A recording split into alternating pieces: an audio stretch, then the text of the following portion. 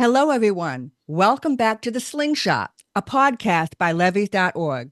Our mission is to offer coverage and commentary on global events which matter most to you, our listeners. And today we're here to discuss what has been called the $36 million gaffe, but is really a $36 million catastrophe. And we're going to talk all about that. You all know me, Sandy Rosenthal, and today I'm honored to be joined by Rudy and Stuart Lowe. So before we jump into this conversation, I'm going to give you all a little overview about what's going on here in the great city of New Orleans in the great state of Louisiana. So I'm going to be referring to something called NOLA PS. NOLA PS is the school system administration here. Okay, NOLA PS. And I'll also be talking about the Orleans Parish School Board. Okay, so in the spring, NOLA PS, that school system administration, provided a revenue forecast for the schools. And in New Orleans, most of them are charter schools. This is K through 12.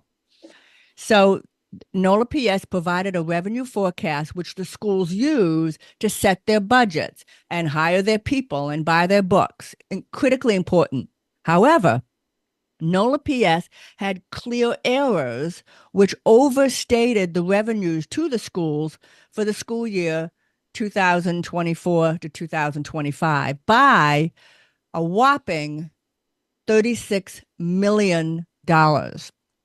So the Orleans Parish School Board members have been working to mitigate the effect of that, the catastrophic effect, and have committed 20 million to 25 million of one-time money to offset that shortfall. However, there is a $14 million second issue that the property taxes came in lower than expected in Orleans Parish. It's not at all clear why. And the city has not yet provided NOLA PS, that's the School System Administration, with full information. And let me point out to our listeners, it is almost Christmas in the year 2025. So what happened here? What's going on? How about today, Rudy? How about you start? Boy, oh boy. Well, another epic. Well, I don't even know what to call this one. Another epic by the Orleans Parish School Board. Um, Look, we have a school board here, and no matter where you're listening, I'm sure charter schools are an issue for wherever you may be listening. They're the hottest thing that's been going on in education for years now. And in New Orleans, we switched to a charter school system after, of course, Hurricane Katrina. Hurricane Katrina kind of wiped out the flooding from Hurricane Katrina I don't wiped mind you out, using Hurricane Katrina as a point in right? time. That's okay. I'm Cheers. all right with that. But the flooding from Hurricane Katrina that was caused by the Army Corps of Engineers negligence, they wiped out a lot of things in New Orleans. One of the things that were wiped out was the old method of handling our schools. So the old Orleans Parish School Board was pretty much demolished and replaced by a series of charter schools.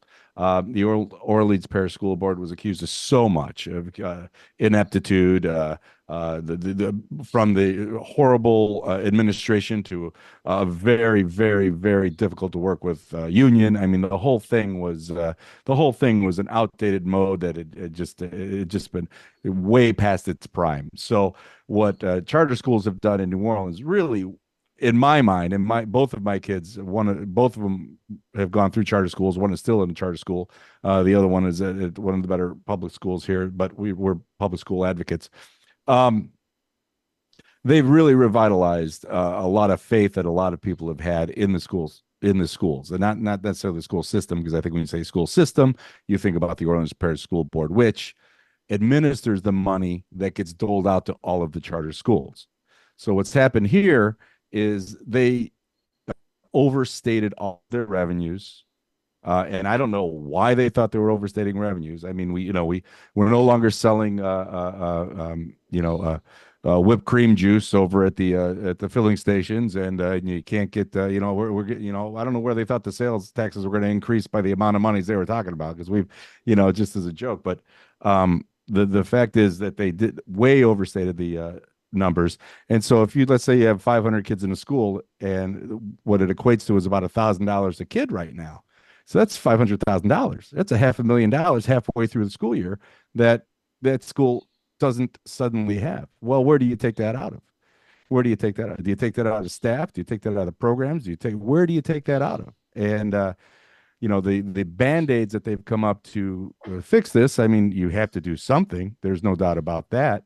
But it's for me, in our situation, and I don't know where you live, obviously, but if you live someplace where you don't like your school board, or you don't like your charters or whatever, you never know when something like this is going to happen to you. But in our case, it's just another nail in the coffin for me, for why the Orleans Parent School Board, which has tried, it is trying so desperately to take over control of more and more schools, but thankfully they haven't been able to.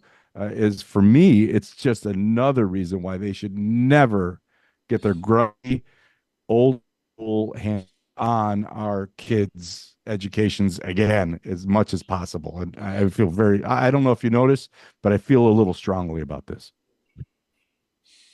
Stuart, what's going on in your head? Well, uh, I'm kind of looking at it from a more macro perspective. One of the most optimistic articles I've seen in a while being since the election in November. It was in the Atlantic today about how, it's from Franklin Foer, on how what's the title of this? The coming democratic revolution. In the last paragraph, he says, quote, "Their states and cities are, in far too many screaming examples, shoddily managed, a fact reflected in the party's diminishing margin of victory in these metropolises. It it's one of these astonishing developments, astonishing examples of incompetence. How, in the first place, did they so miscalculate the money?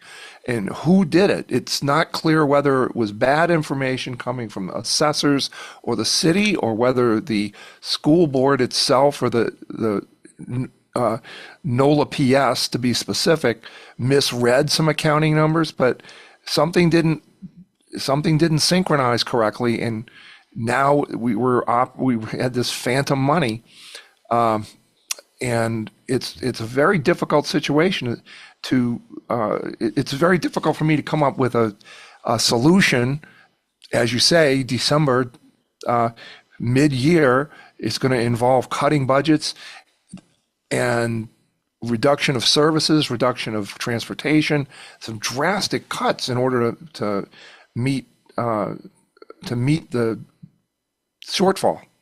So I'm at a loss as to how to address it. Now, one thing that the state has done in a couple of examples locally in our municipal administration, they came in to the Sewage and Water Board and said that we had some similar problems. We could do a whole show on that separately.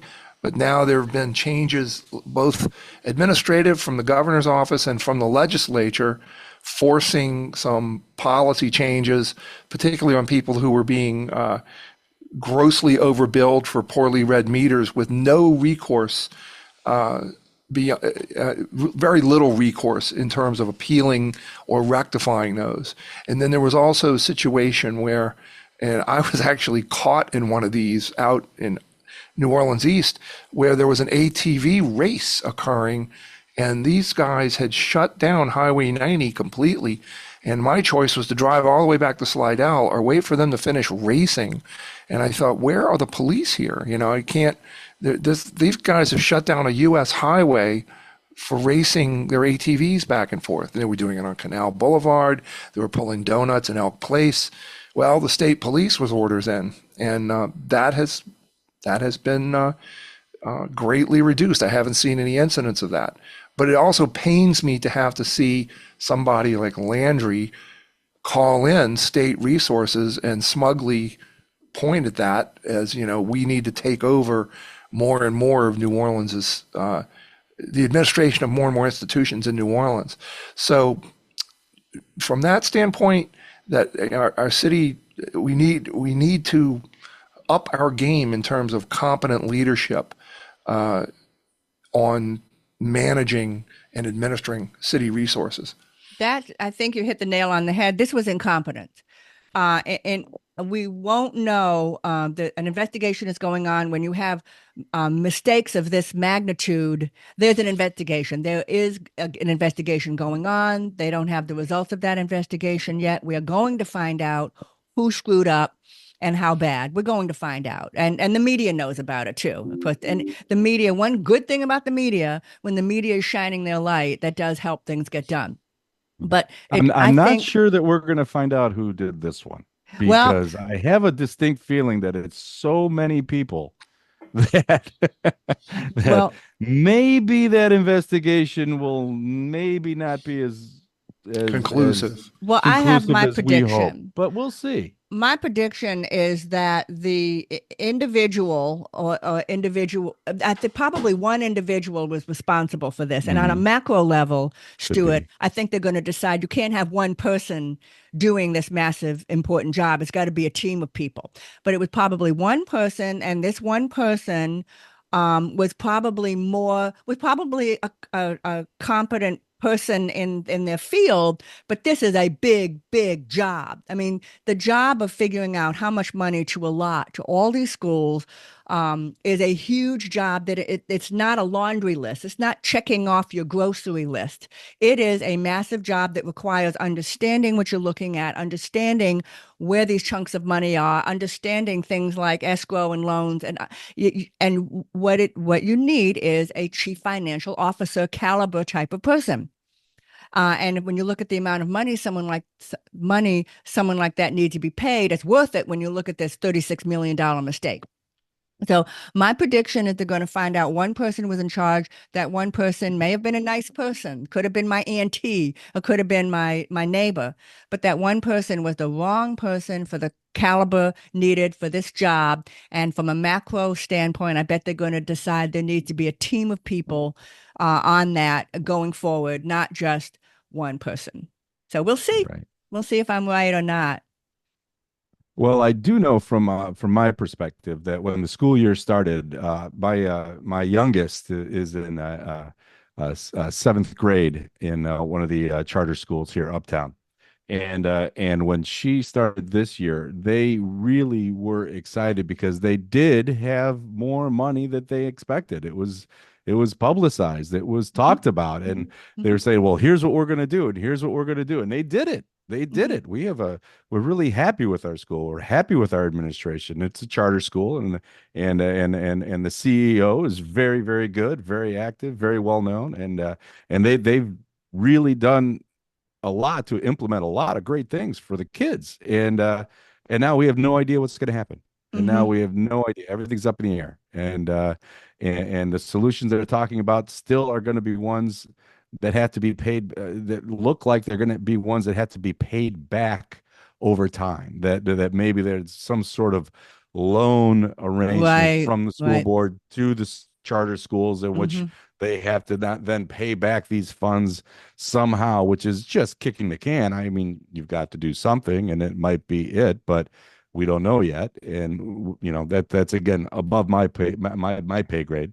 And But imagine how you feel about your job. Imagine the teachers, how they must feel right now. oh, sure. Um, what do you call that? There's a name for it, like your spirit, like the spirit of working in a place. Imagine how I think depressing it's it called must be. I think it's called New Orleans in a lot of instances.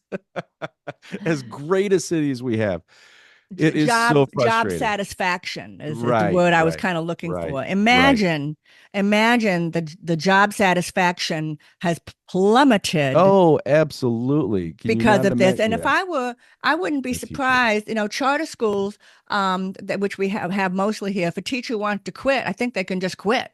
I mean, You're right. Right. and and I have a feeling we're going to have a massive exodus of teachers after this. Teachers going to go, who needs this?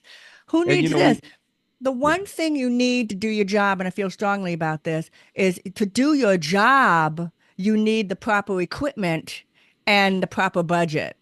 And of course, money budget is equipment. I mean, you can't buy equipment without money. So I think we're going to lose a lot of teachers over this at It's the end of very, this year. very, I very don't well think can happen. I don't think they're going to quit mid-year. But I think we're going to lose a lot in the spring. I think they're going to say, "I'm out of here," after having to go through this. Well, But think about how many that we gained after Hurricane Katrina. We gained so many new, fresh talent and everything, and then we lost a lot too. After several, after probably 10 years or so, we probably dropped some. People were here for a while, then they moved on, and so we again we're rebuilding the ranks, and now here we are with this. I mean, nothing helps, and in our city, and maybe more than most places, things are so polar. I mean, everything in this city is one side or the other, and there's very little middle of almost any issue. And it seems like this is just another one of those right now where here we go, far flung.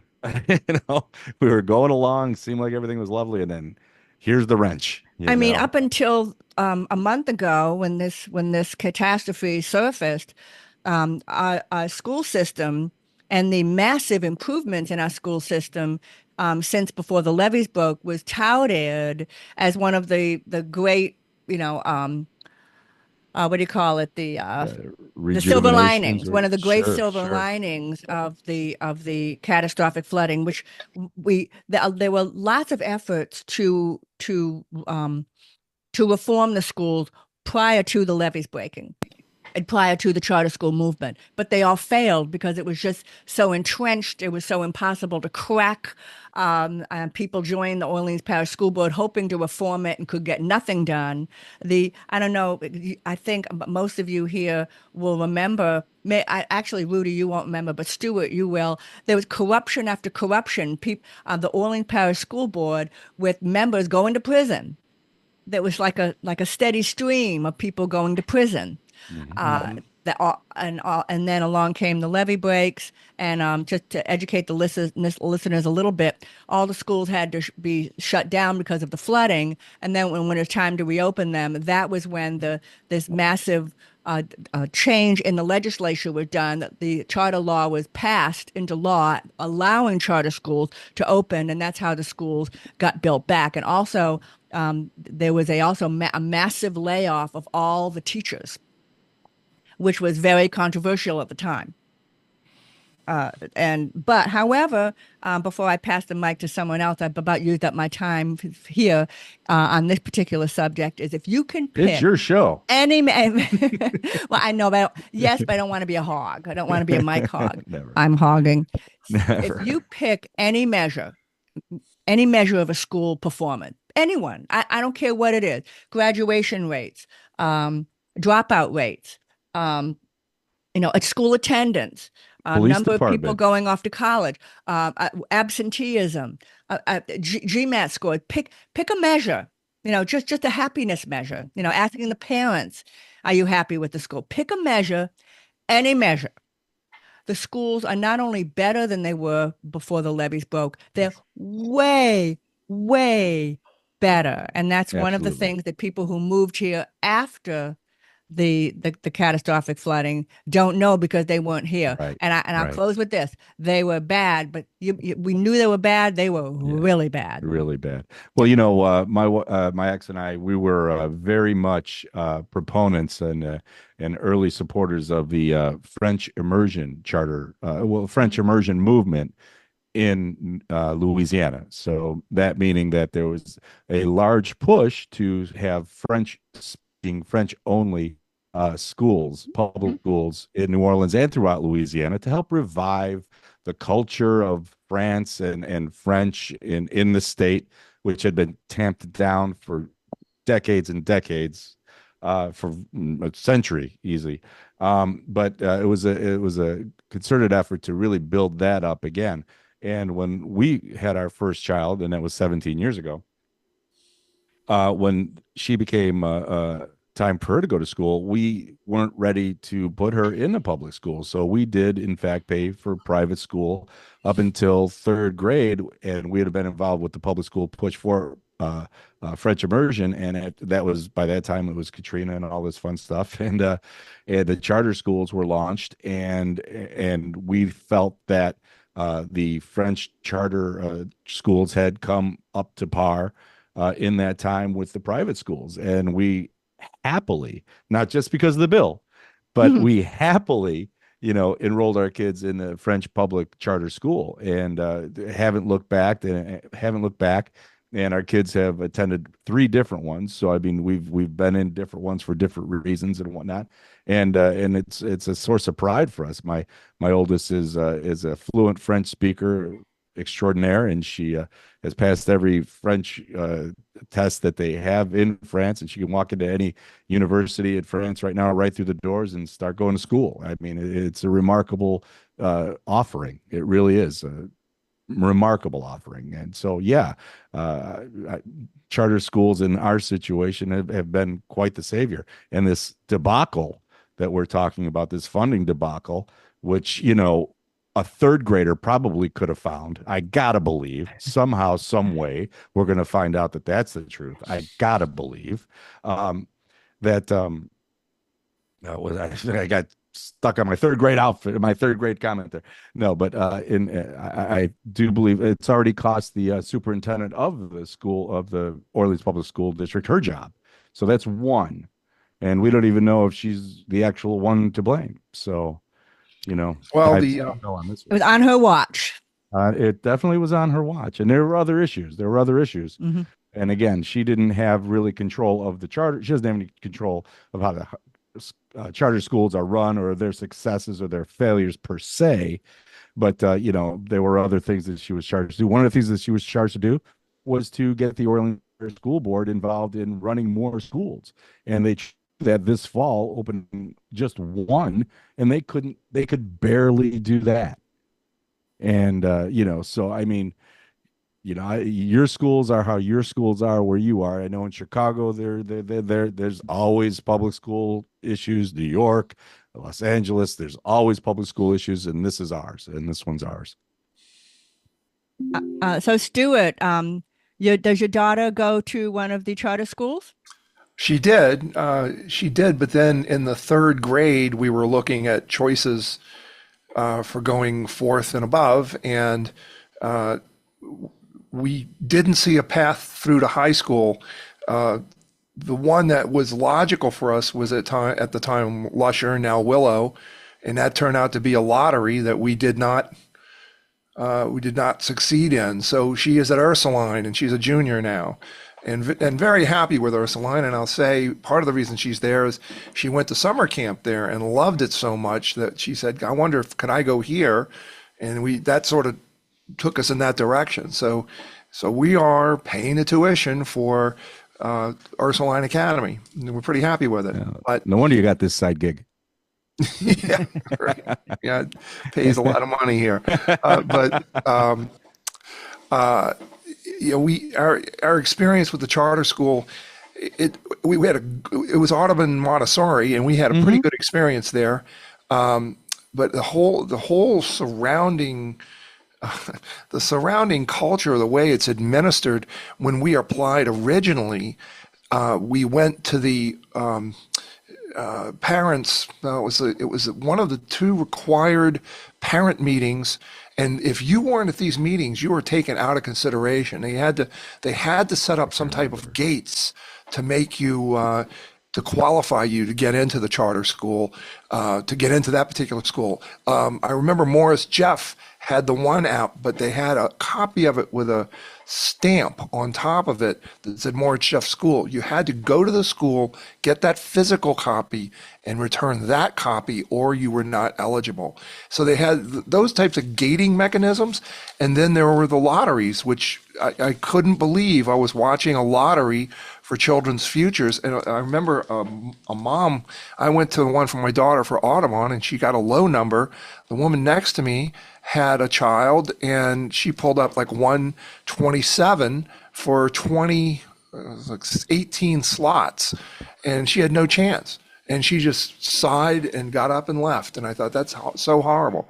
She had come to this with hopes of that. Then another time we had gone for a different in that same season of searching for schools, we had gone to Hines Elementary out in Lakeview, and there they had a rolling wheel, and they were very proud of the fact that one of their alumni was a city judge, was a local judge, and he was there to twirl the wheel and pull the number. And I thought they were very proud of that. I thought, yeah, there's something larger at work here. We should not have to be taking a lottery for these schools. Yeah. So Here's an alternative though. Prior to the charter school movement and the ability to go to your school of your choice, you had to go to your neighborhood school, even if it was the bottom performing school in the Right. city.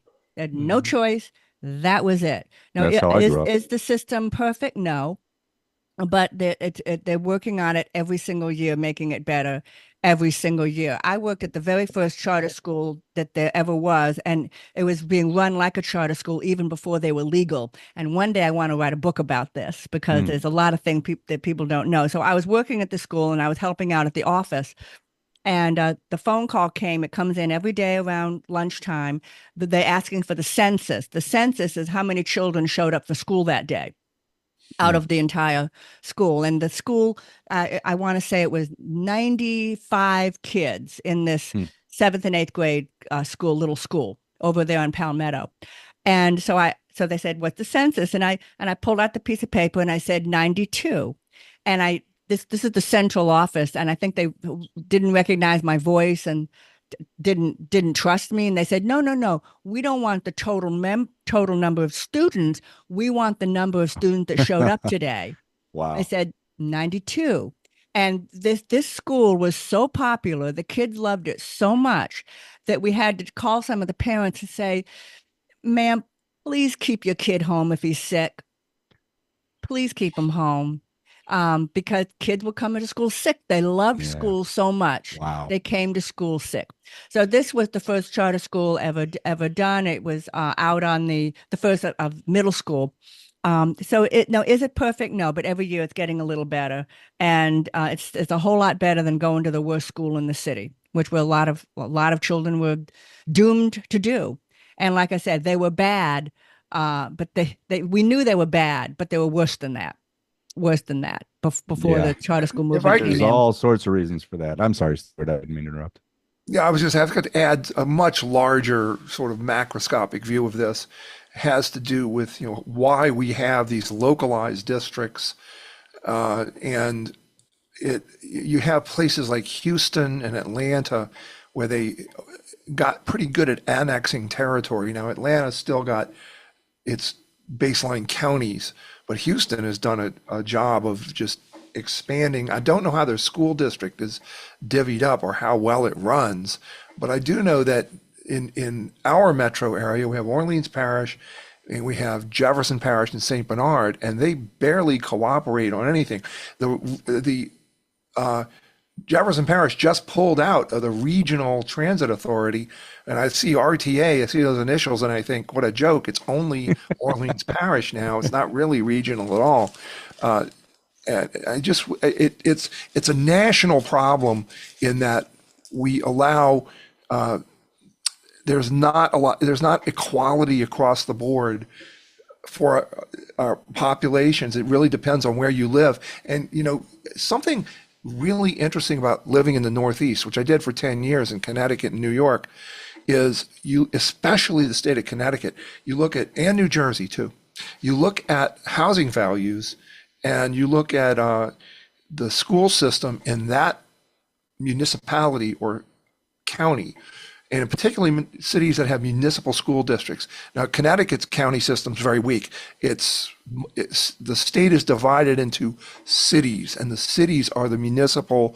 They bear the brunt of the power leading up to the state level. In Connecticut, property values are entirely predicated on school performance.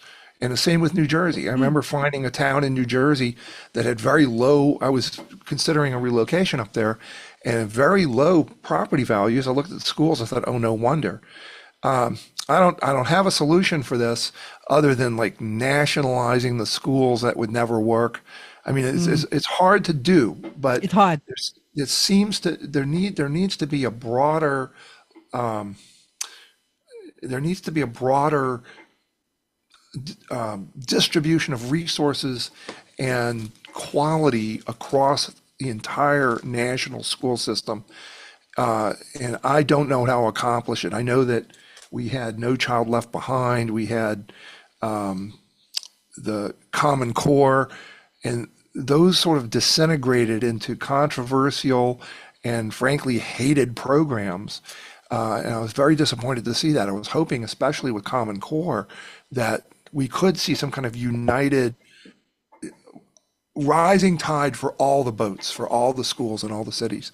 But here we are, we're stuck. Orleans Parish has to deal with a lower than average per capita income and the revenue challenges that presents. And, this is a real body blow to the city school system to have this kind of a dent, this kind of a chunk taken out. It's catastrophic. Sure. No doubt about it. No doubt about it, especially since the schools are doing so well. Again, I'm comparing them to before the levees broke. Yeah. Yes, Rudy? Let's not forget that under the next administration, there likely will not be a Department of Education. Right. And so now any centralized effort for standards, that's out the window. And so that's now off it's the gonna table. go to a states by state method, which, okay, but I do fear more that for perhaps I'd say about 26 states that I can think of off the top of my head, I don't think it's going to be more about performance as it is going to be about curriculum and not performance. Right. And a material for another whole show would be higher education. And the expense, the exorbitant, crazy expense of higher education. Oh. And then it's also been identified that college professors are no longer incentivized to teach the kids. They're incentivized to publish. And and there's way too much attention on that. But that's for another show. But we're about run out of time. Rudy and Stuart, do you have any final thoughts about the $36 million gaffe/catastrophe in New Orleans? I think I would give the school board an F grade if we're giving grades out and they like to. I don't think you can give them maybe a G. So, yeah, it's just another, like I said, it's another thing that just wrenches everybody's neck back and like, oh, not this now, again, really? But, the system in Chicago used to be, well, still is, teachers go on strike, contract ends, teachers go on strike, contract ends, teachers go on strike, and nothing changes. So at least, in some ways, we've done better than that. Yeah. Right. Good note. Thanks. Stuart. Well, is there a GoFundMe for schools? I can't think of anything else. It's almost like, those sad situations where the healthcare system failed to deliver for a particular person, and they have to go to GoFundMe to pay for their treatments. I don't have an answer as to how to close this gap, other than the mercies of the state, which are very short supply when it comes to New Orleans. But that's always been the case. But sorry, I didn't mean to interrupt. Well, Governor Flanders might trade the homeless for the schools. There you go.